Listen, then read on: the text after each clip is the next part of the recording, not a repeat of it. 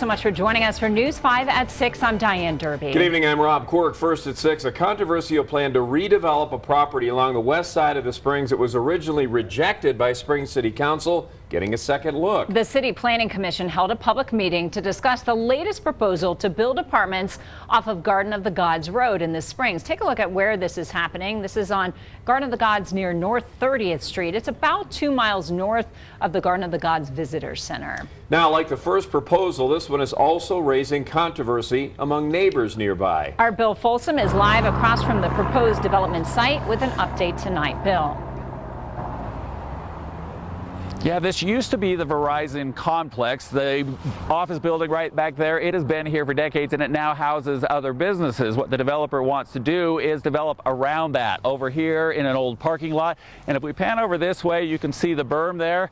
Well, they originally talked about apartments. Now they're saying they want to put in townhomes in that area. When this project was narrowly voted down, the developer took this to court. The judge sided with the city that the decision was appealed, and that is still in court. Despite that, the developer is asking for approval of a revised plan. One of the major changes is downsizing the number of units from over 420 down closer to 320 and taking out those apartments we talked about. Neighbors continue opposition. They think it will slow evacuation in the event of an emergency. They argue it will cause traffic congestion, and they say it's detrimental to the natural landscape so near to Garden of the Gods.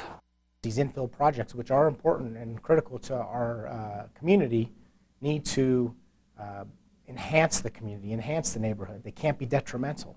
And I can't see any way, shape, or form how this development would enhance our community. The project now is entirely in compliance with that master plan approval because clearly we were amending it previously to match what we were proposing. So now we're proposing something that matches the master plan.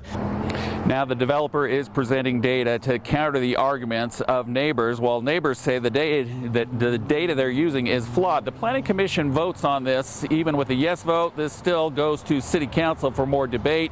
It was at City Council that this project was turned down last time. We just checked in, and the Planning Commission is still hearing the developer counter some of the arguments that they heard from public comment. Last they told me is they will probably have a vote between 6:30 and 7. This started at 1:30 this afternoon. That is a very long debate going on in Colorado Springs. Bill Folsom, News 5.